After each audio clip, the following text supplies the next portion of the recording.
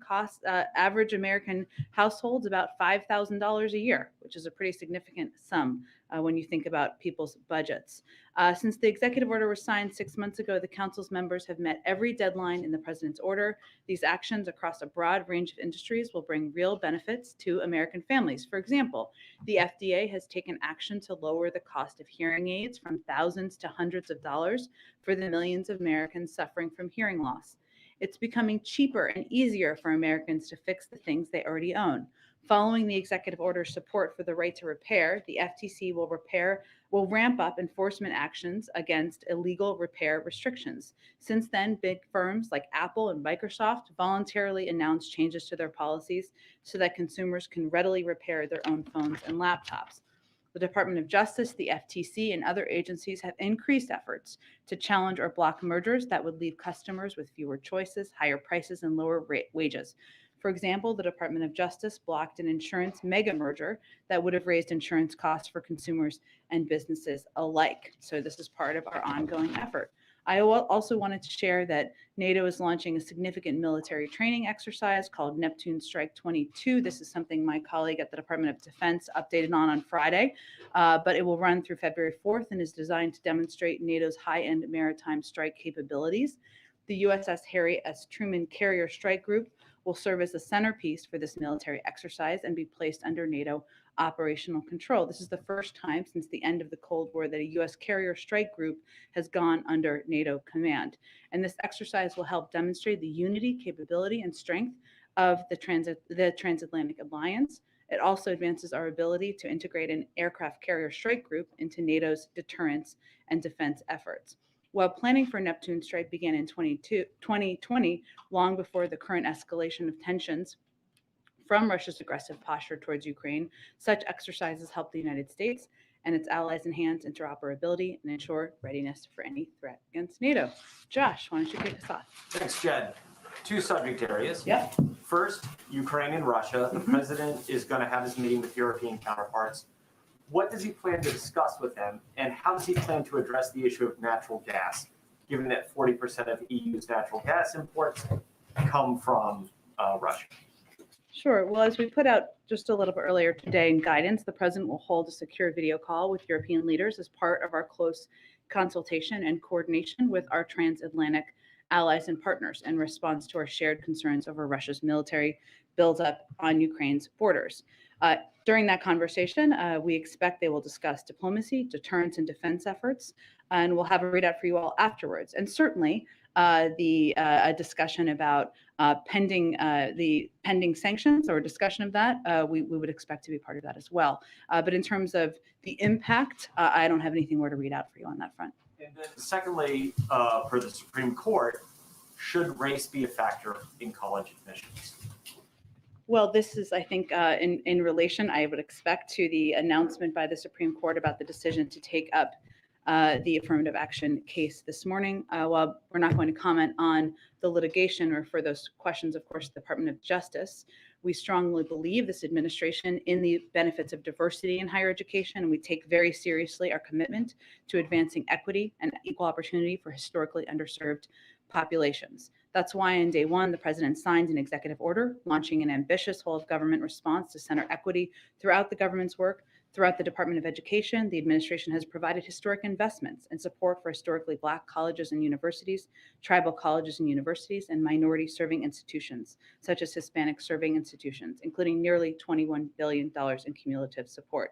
And we have moved swiftly to protect student civil rights and equal opportunity, including by issuing guidance about schools' obligations to investigate and address claims of discrimination and harassment. So, of course, the Department of Justice, they can speak to their view on the litigation. Go ahead. Thanks, Jen. Has President Biden made a final decision about deploying more troops to Eastern Europe? Well, let me give you a brief update, and I know that my colleague John Kirby is going to be briefing shortly in about 45 minutes or so at the Defense Department. We have been consulting with allies in deployments and refining plans for all scenarios. We've always said we would reinforce our allies on the eastern flank. And those conversations and discussions have certainly been part of what our national security officials have been discussing with their counterparts now for several weeks. In fact, we've never ruled out the option of providing additional assistance in advance of an invasion. Those discussions have been ongoing with our partners and Eastern Flank countries. And again, I would expect that my colleague John Kirby would have more of an update on where the process is at this point in time. So John Kirby will make an announcement about whether or not he's made a decision? No, I think he will provide an update on where things stand on those discussions. So last week, President Biden at the press conference said that the U.S. would fortify NATO allies, but said it was dependent on an invasion, saying that if he would send more troops to Poland, Romania, if Putin did invade Ukraine. So the fact that he's considering this now and having these discussions with Pentagon leaders over the weekend, does that suggest that he believes an invasion is imminent? We've never actually ruled out providing additional assistance to Eastern Flank countries in advance of any invasion. And those discussions with them have been ongoing. And certainly that's been part of our contingency planning. I guess the question is, it does appear to be a shift in his thinking and his attitude toward it. Is that how you would characterize it? I wouldn't characterize it that way. We have spoken to the fact that, and we've put out a lot of information about our view of the preparations being made by President Putin and the Russians. While we can't get into the mind of President Putin, we are seeing the preparations that they're making at the border. We have been very clear, and the president has been direct, that military action by Russia could come at any time. He said that last week as well. So we have been in conversations and discussions with Eastern Flank countries. Obviously, our Secretary of State just returned from a trip to Europe as well, and he was part of the discussions this weekend too. And part of that has been contingency planning and discussing what their needs have been. My last question is, today the president has this call with European leaders. Mm-hmm. Several of them are on this: the UK, France, Germany, Italy, Poland, NATO, the European Council. Why is Ukraine not on that call this afternoon? Well, we have a range of conversations with Ukrainians. Obviously, our Secretary of State met with them last week, and they will be a part of many conversations moving forward. As I noted a little bit earlier, part of this is a discussion about deterrence and defense efforts, diplomacy, but certainly they will be a part of many conversations, as they have been from the beginning. Go ahead. So what happened then in the last few days that prompted the Pentagon to present specific potential troop deployments to the president? Or put another way, why now? Well, I wouldn't say we're characterizing it exactly that way. The president has said last week, and we also said that as we've been watching the preparations of President Putin and the Russians, that they were prepared at any moment to take military action. We've also been in ongoing discussions from our Secretary of State to members of our national security team with our Eastern Flank partners about what their needs are and what security concerns they have. So I wouldn't say it's a response to an abrupt moment. It's a part of an ongoing contingency planning process and discussion. After this weekend, is he more or less concerned about the possibility of a Russian invasion of Ukraine? Well, he said last week that military action by Russia could come at any time. That remains his point of view. And there's been clamoring in this town and over in Ukraine for a U.S. ambassador to Ukraine. Where do things stand on appointing somebody? Certainly understand that. I don't have any update on the status at this point in time. The Ukrainian Foreign Ministry says the decision to draw down the U.S. presence in Kyiv at the embassy was, quote, premature and a manifestation of excess caution. Is this potentially the afterglow of what happened in Afghanistan, concern for that, or is something else more specific prompting people to leave? Well, I would say that our State Department regularly reviews and assesses what steps need to be taken for the security of our personnel. I would note that the travel advisory was already at a level 4 since back in October. We've also been closely consulting and keeping Ukrainians abreast. I would say this is more akin to the steps we took in Ethiopia and Kazakhstan than any other country or conflict. Well, more in Ukraine, and then one other quick subject. The House Speaker today has requested a bipartisan all-members briefing on the situation in Ukraine of the White House. Is that something you guys plan to fulfill? We have been in close consultation with members and leadership from the beginning. I don't have any update on this specifically, but that's been our objective and how we have proceeded. So I'm sure we are working to meet the requests and needs of members. And based on some news reports, it looks as if at least Jake Sullivan, maybe others, are talking to senior lawmakers about this on a fairly And we regular have been basis. for weeks. Mm-hmm. On another subject, another violent weekend across the country. There was the shooting in New York. There was a shooting here in D.C. of a police officer. There have been reports of a possible executive actions that the president might be able to take in the realm of police reform or police policy. Where do things stand on that? And Well, might be coming soon. May I address this weekend first, and I will come around to your question, but I think you had a few in there, important ones to address. The events of this weekend are a reminder that law enforcement officers head into harm's way every single day. They and their families make an extraordinary sacrifice for their communities. The president is never going to be satisfied or complacent when officers are being gunned down, or when Americans have to worry about whether they can safely ride the subway or bus, or even be at work. We've seen a surge in crime. Obviously, this weekend is a glaring example of that, especially gun violence over the last 2 years, and the president has been aggressive in using the tools at our disposal to combat that. That's why he took early action on gun violence last spring, and it's why he rolled out a comprehensive plan to combat crime last summer.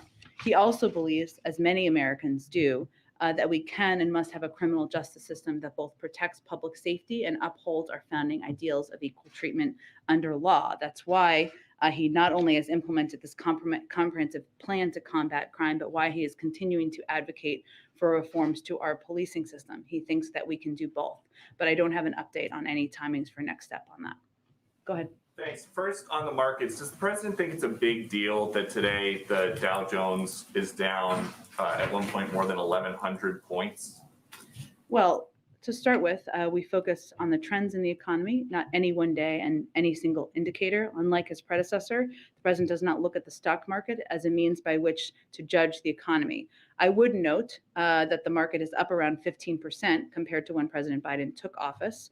But our measure of success is really how real working families are doing, whether they have a little breathing room, whether they have a job that delivers some dignity and a paycheck that they can support a family on. And we've seen a great deal of progress made on that front. Thank you. On schools in Virginia, 7 districts representing 350,000 students are suing the state. They're hoping to get a strict mask mandate for students that has been rolled back by the new governor reinstated. So who does the president think knows best for students, school board members or parents? Well, the president believes that public health officials have the best guidance on what we can all do to protect ourselves, including teachers, administrators, and students. It's always been up to local school districts to determine how they're going to approach what implementation measures they're going to put in place. But here's what we know from public health officials who are the experts on a pandemic. Studies show that masks reduce transmissions in school. They are a proven tool that helps keep students and teachers safe from COVID, and they can thus help keep schools open and safe.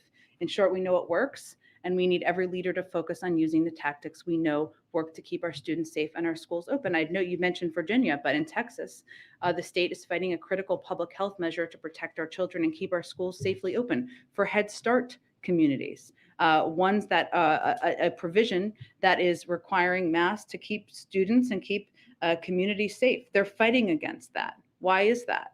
I think that has more to do with politics than it does with public health. But right now in Virginia, the law is, now that there's a new governor, but students should not have to wear masks if their parents say that they don't think they need to wear masks. So if a parent wants to send their kid to school with no mask, should that child be allowed to go to school and be in class? Again, what we're advising school districts on is to abide by public health guidelines and follow public health guidelines. And it's about keeping an entire community safe. And those are the decisions that are being, that people should focus on making. And just so that it's crystal clear for anybody watching, you guys think that ultimately in this conflict between school board members and parents, the school board members should have more of a say in what That's actually not what I said. I think everybody should abide by public health guidelines, not just to keep their own kids safe, but keep their school community safe, whether it's teachers, classmates, administrators, others in schools. Okay, on crime, to follow up on what Ed was asking about, would you agree that the most important job for any president is to keep Americans safe? I would agree. So you said that the president's never satisfied if people don't feel safe. Does he know that after a year in office, people do not feel safe in this country? Well, Peter, I think if we look at the facts here, we've seen a surge of crime over the last 2 years. Would you agree with that? So what are you attributing the rise in crime to then? Well, I think we should be responsible in how we're reporting to the public what the roles are, what the reasons for the surge in crime. Gun violence is a huge reason for the surge in crime. Underfunding of some police departments and their need for additional resources, something the president has advocated for consistently through the course of his career. That's something we know we need to take action on. And it is absolutely true that he will not be satisfied or complacent when officers are being gunned down or when Americans have to worry about whether they can safely ride the subway or bus. That should not be a political issue. He's somebody who has had a long career of many decades of fighting for funding for police departments, for local communities in order to reduce crime. But he's been here in office for more than a year, and the murder rate is nearing a 25-year high. So why don't we see and hear more from the president about this? We hear all the time about things that you guys are doing to fight the pandemic because that is a risk to American people. A rising murder rate is a risk to American people too, right? And he has spoken to crime. But I think what people are most focused on, as they should be, are what actions he has taken. He has unveiled a strategy to focus federal law enforcement resources on combating violent crime, offered unprecedented levels of funding through the rescue plan for cities and states to put more cops on the beat and invest in proven community anti-violence programs, something every Republican voted against. The Department of Justice has announced $139 million in grants to cities for community policing, which will put 1,000 more officers on the streets. He's also proposed doubling those grants, and he's called for an additional $750 million for federal law enforcement. He's announced a zero tolerance policy for gun dealers who willfully sell illegal guns, and we've launched gun trafficking strike forces in New York and cities across the country. Actions are important here, and he has a long record of them. But does the president think that any of that is working? The president thinks you should have a plan to address crime and gun violence. He has one, and we look forward to working with people who support that effort. But as the murder rate nears a 25-year high, would he consider maybe trying something different? Trying something other than supporting a massive plus-up in funding from his predecessor, cracking down on gun trafficking and gun violence, which is a major driver of the violence we've seen across the country, working to support community policing programs and police departments across the country. I think most people who want to fight crime would agree that's the right approach. Go ahead, Justin.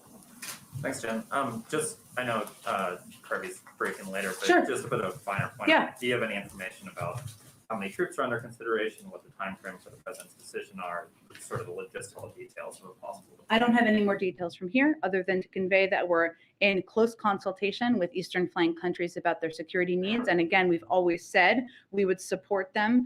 We've never said that an invasion would be a prerequisite for that. Do you expect the written response that you're putting together to include any requests or demands from the U.S. side, including a time frame for President Putin to start drawing down troops from Ukraine's border? I don't have anything to preview in terms of what a written proposal would be. I would just note, because we've talked about this a bit, that written proposals have been the basis of basically every agreement we've ever had with the Russians and many countries around the world. They're a standard part of diplomacy, and they're a format for providing conveying areas where you have concern, and also outlining areas where you can work together. But I don't have anything to preview on what that would look like. We didn't have a chance last week to talk about one part of the president's press conference where he said he'd like to be in a position to to say that China is meeting its commitments and therefore be able to lift some of the tariffs. I'm wondering, when he said that, did he mean making good on the phase one commitments that have already been out there? I know China's not meeting those, or does he mean additional commitments that you'd be asking for from China? I think he meant he's looking forward to getting some recommendations through the review process that's ongoing. And then one last one. There was an FBI raid last week on Representative Cuellar, reportedly over his ties to Azerbaijani oil executives. I know you're not going to comment on an ongoing investigation, but do you think that the congressman should step away from his committee assignments or congressional work while this investigation is on? I'm just not going to have any comment on this at this point. Go ahead. A couple more on Ukraine, Jen. There's a proposal that's floating in the Duma that would ask Vladimir Putin to recognize the Donetsk and Luhansk regions of Ukraine as independent. If Putin does that, would you regard that as an escalation? I have not spoken with our national security team about that. You know our view on the sovereignty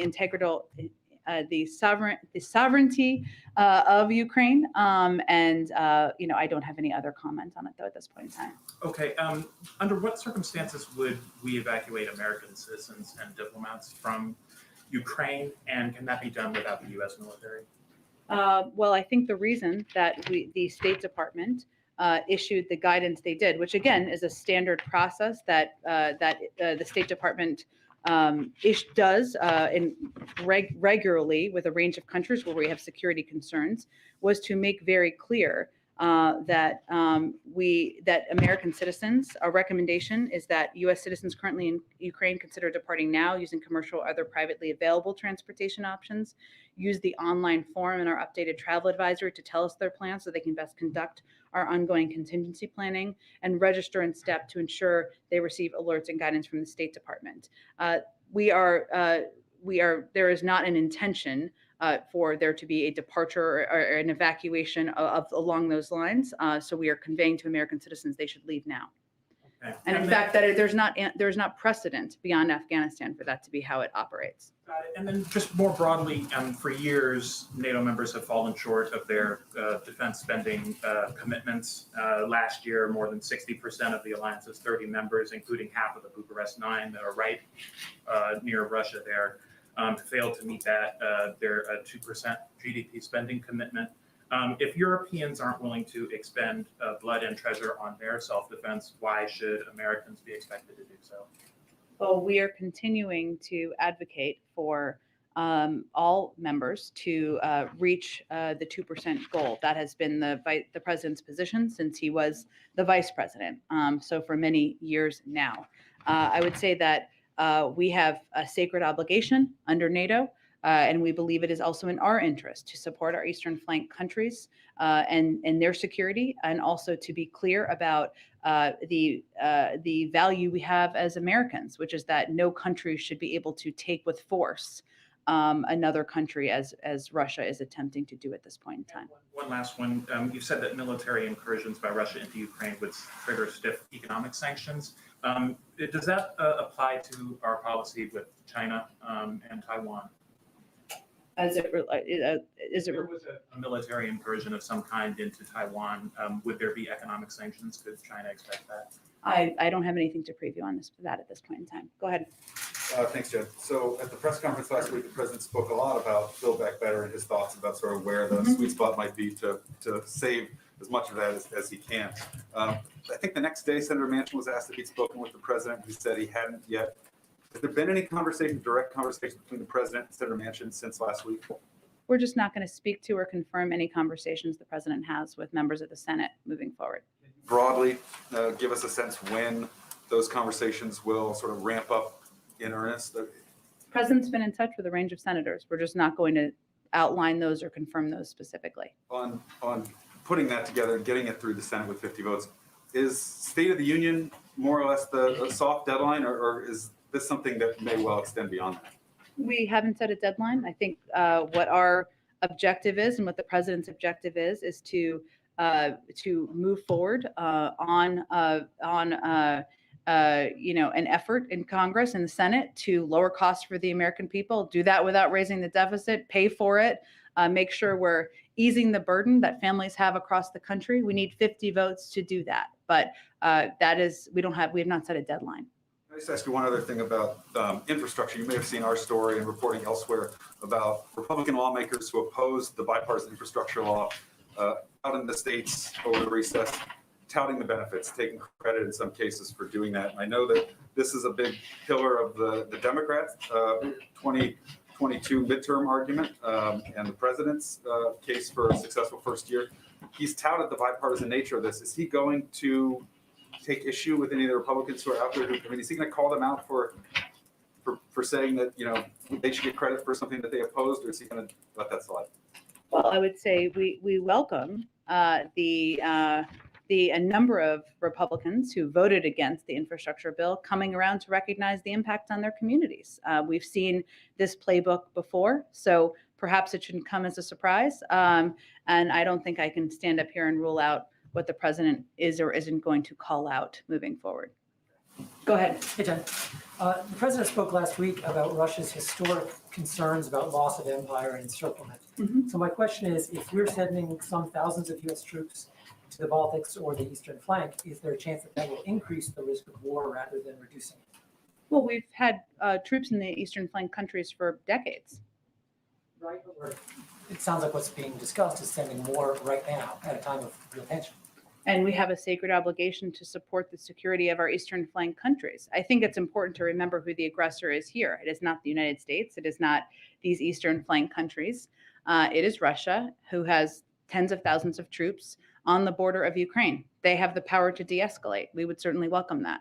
And I know both you and the president spoke about little green men, Yeah. infiltrators into the country. Now that the British have put out intelligence of a possible coup planned by Moscow in Ukraine, how would the U.S. respond if that happened? Would that trigger the same sanctions that we're talking about here? Well, I'm not going to get into intelligence matters, of course. We've been warning about Russian tactics like this for weeks. Reports of this kind of plotting are deeply concerning.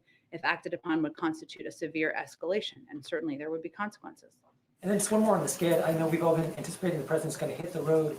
Is the reason there's nothing on the public schedule these tensions involving Ukraine, or another reason? I expect we will have some travel very, very soon. We're just looking to finalize the details. Go ahead, Kimberly. Thanks. Couple of questions. First, a quick housekeeping question. Sure. Can you confirm the Qatar Emir will be coming to the White House at the end of the month? And if the discussions will center around energy supply to Europe? I know there's been discussion of that. I don't have final confirmation of it. I will work to see if we can get that to you after the briefing. Okay, perfect. And then as the administration weighs reinstating the terrorist designation on the Houthis, is the president concerned this could block humanitarian aid? And why would the president consider this if millions are at risk of losing assistance given his policy of upholding human rights? Well, let me first say that we call on all parties to the conflict to de-escalate, abide by their obligations under international humanitarian law to ensure the protection of all civilians, and participate fully in an inclusive UN-led peace process. All parties must commit to a peaceful diplomatic solution to ending the conflict and advance a durable resolution that improves the lives of Yemenis and allows them to collectively determine their own future. There have been dangerous escalations in days, which is of course why you were asking. These escalations only exacerbate a dire humanitarian crisis and the suffering of the Yemeni people. We are deeply concerned by these reports, and we are continuing to engage at a diplomatic level. And our special envoy, Lender King, reaffirmed our unwavering commitment. He has been recently on the ground pressing parties for de-escalation and protection for civilian lives. And quickly, a UK court is now allowing Julian Assange to appeal his extradition to the United States. The Justice Department, as you know, isn't commenting. But what about the president? He says press freedom is critical for democracy. So why is he continuing to pursue this case? Is the reason that he's pursuing this Trump era case because Julian Assange embarrassed the Democratic Party in 2016? Again, this is under the purview of the Department of Justice, so I don't have any comment from here. Go ahead. Thank you. On the Palin New York Times case, I know you can't maybe speak specifically to the case, but does the White House have any concerns about threats to press freedoms, press access, to limits of the First Amendment protection? I obviously can't speak to the case, so I appreciate you saying that at the top. I will say that I think the president has shown that he respects the value of the freedom of the press. He obviously took a step earlier this year to ensure there couldn't be a replication of actions that had been taken over prior administrations as it related to journalists. So I think that speaks to his commitment, but I don't have any more comment on the case. And then following off of it, I know you guys have forecasted potentially policing reform, executive action. Some civil rights advocates also want to see additional voting rights executive actions. Is there anything, any details or any timeline for what you think the president, the White House may do there, considering that it's stalled in Congress? Well, the president is going to keep fighting till his last breath, as you've heard him say. on voting rights because he thinks it's so vitally important. We did do an executive order early on in the administration, which was quite extensive and comprehensive, that is still being implemented. In terms of additional executive orders that would be possible, that we have the authority to do, I don't have anything to predict along those lines, but we are going to continue to fight to get federal legislation passed. We're going to continue to work with states to ensure that there is proper protections and there is, of course, more work ahead. Go ahead.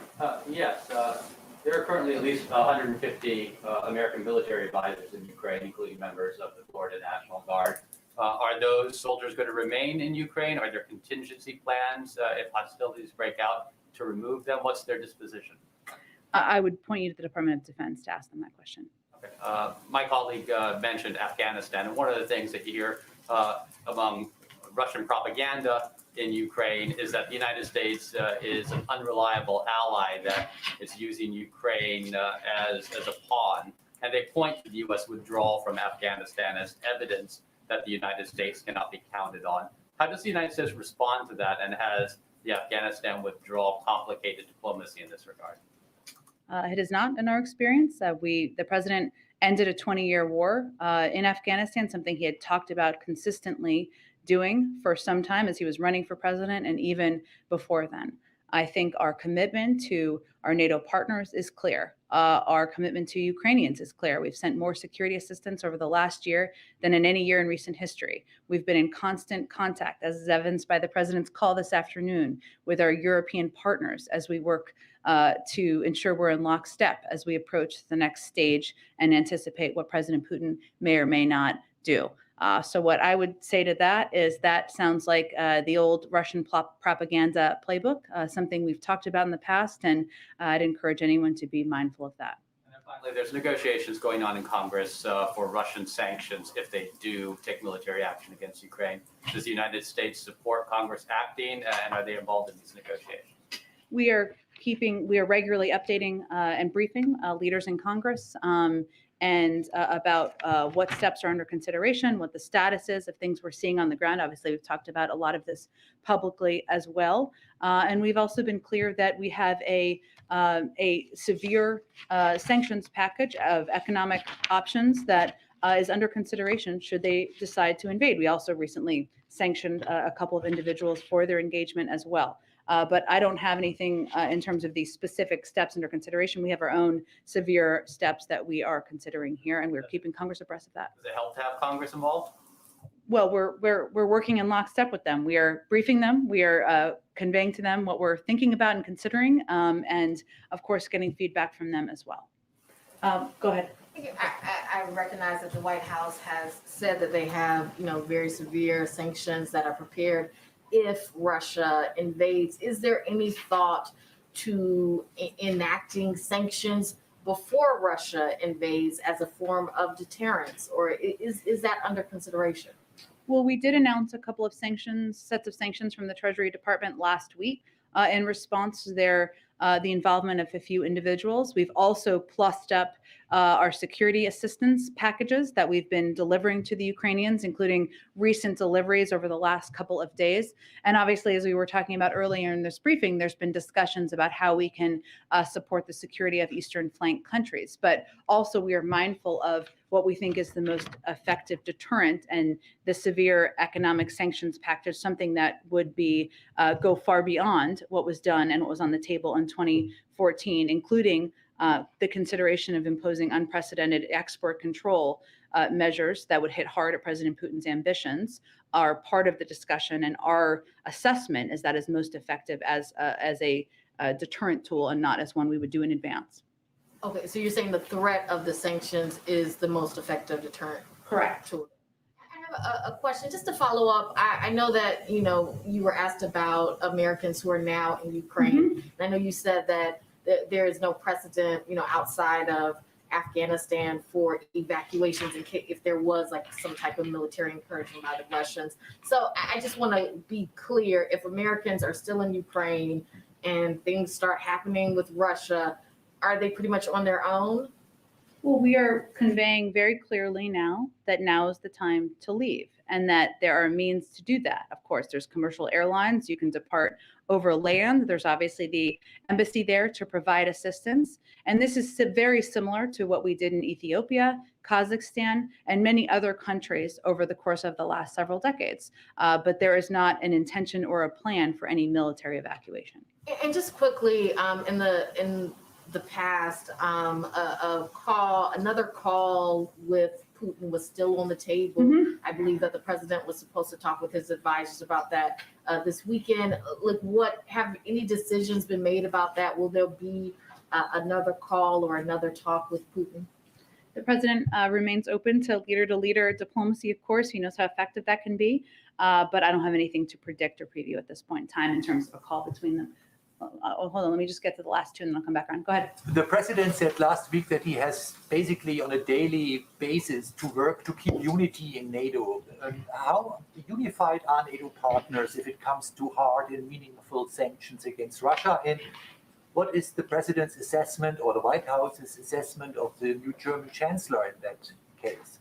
Well, I know that that our Secretary of State spoke to this just yesterday, and what I would note is that, as he said, that we are confident the Germans share our concerns and are prepared to respond swiftly, effectively, and in a united way to Russian aggression against Ukraine. Germany is one of our closest allies. In fact, we look forward, of course, to welcoming the Chancellor here to the United States in February.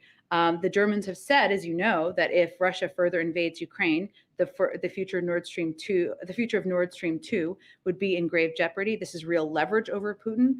If Putin wants to see gas flow through the pipeline, he cannot invade Ukraine. The pipeline is, of course, not operational, but that is often the context of how this question is asked. I think what the president was conveying is that it doesn't happen on its own. It requires work. It requires conversations. It requires face-to-face diplomacy. I think there's been over 100 engagements that senior members of his national security team and the president have taken a part in order to ensure that we are united and strong as we confront the threats posed by President Putin. Does Germany need more work than other NATO partners? I would say Germany remains one of our key partners and allies, and again, we are working in lockstep with them. Go ahead. Yes, hi, Jen. Senator Susan Collins is leading a working group looking at reforming the Electoral Count Act so that during the counting of the Electoral College, a vice president could not reject one slate of electors and say, recognize a rival slate supporting a rival candidate. I'm just wondering whether the White House has talked to either Senator Collins or any other senators about this, and given, shall we say, recent history, whether the president supports reforming the Electoral Count Act. Well, we've never said we were opposed to it.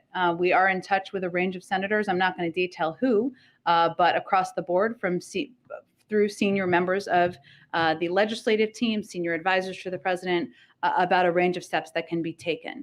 What's important to note, and I've said in the past, but I'll just reiterate it, that it does not take the place of, is not a replacement for the John Lewis Voting Rights Act or any of the voting rights federal legislation we were working to get across the finish line, because they do entirely different things, including creating a baseline for what the American people should expect and frankly demand in terms of what kind of access they should have to participate in the voting process.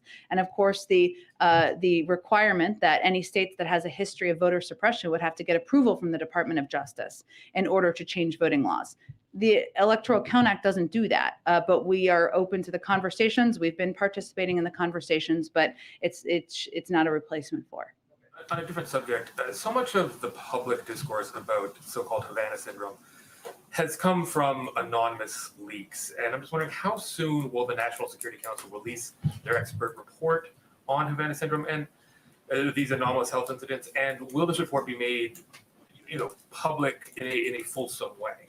Sure. Well, I know there's been a recent CIA report that talks about the findings of their interim analysis. Which does not rule out that a foreign actor may be involved in a subset of reported cases, and affirms that the intelligence community will be drilling down in its analysis on a subset of cases. The toughest unresolved ones, of course, to try to determine whether a foreign actor may be involved. There are a range of investigations and efforts underway across the U.S. government, and we continue to take every report of a suspected incident safely. What's most important is the president has asked his national security team to ensure we are leaving no stone unturned and ensuring that people who've been impacted receive the proper health care they need. I can't make a prediction of what a final release of a report would look like. I would really point you to the intelligence community on that. Just one last one. Just yesterday in DC, not far from here actually, there was an anti-mask, anti-lockdown rally where some of the rhetoric around that was talking about Nuremberg-style trials to hold Anthony Fauci to account, to go after the media for spreading lies, things like this. I'm just wondering how the administration is going to respond to what appears to be a growing intensity and potential for violence in the anti-vax movement. Well, we are well aware that there is a loud and vocal minority empowered through social media and media platforms that proliferate disinformation, politicians who espouse conspiracy theories and fundraise off of opposition to public health. We know that. We also know that 87% of American adults have at least one shot. That's the vast, vast majority. And over 210 million Americans are fully vaccinated. So our view is that it's wrong, it's dangerous, and it stands in the way of a coordinated effort to save more American lives. Only 25%, I don't know the number in front of me, it's closer to 25% have their booster, right? Do you feel like you guys are sort of losing the war when it comes to the messaging on the importance of these type of public health measures like getting vaccinated? Again, our view is that it's a loud and vocal minority, but still dangerous, still problematic. The fact that 87% of American adults, all of those people, of course, mathematically did not vote for Joe Biden, have had at least one shot, means we've far surpassed where I think most people think we would be. It's difficult and challenging, of course, to get more people vaccinated. We know that. And of course, efforts that are dangerous and wrong by groups like this are problematic, as is the spread of misinformation on social media platforms, unfortunately, out of the mouths of some prominent officials. All of that is problematic and harmful. But again, I think we should be mindful of the large percentage of people that have had one shot. 75% have had two shots. Obviously, our effort has been to get more people boosted. But if you're starting the process, that's a good sign. Just, two follow-ups. Taking the work in the room. We're coming back. Just two more details on Ukraine. Was there something specific that prompted today's meeting with those European leaders? It's a part of our ongoing contingency planning and discussions about what we are seeing, but also how we can help protect and support their security as well. It wasn't like the intelligence report from the British over the weekend or something that prompted everybody to get together. No, part of ongoing contingency discussions. And obviously he gets briefed on this in his daily intelligence briefing. We know he had this briefing over the weekend at Camp David. Can you give us any more detail or sense of how often the president's being briefed on Ukraine? Who's doing it? Is he asking for updates every hour? Give us some sense of what's going on this issue. Sure. I can tell you from being in a lot of meetings with him that are unrelated to Ukraine as well, that he is often asking for updates and looking for updates from his national security team on where things stand, how conversations are going. And that's something he regularly asks for. He's seeing his team or members of his team every day.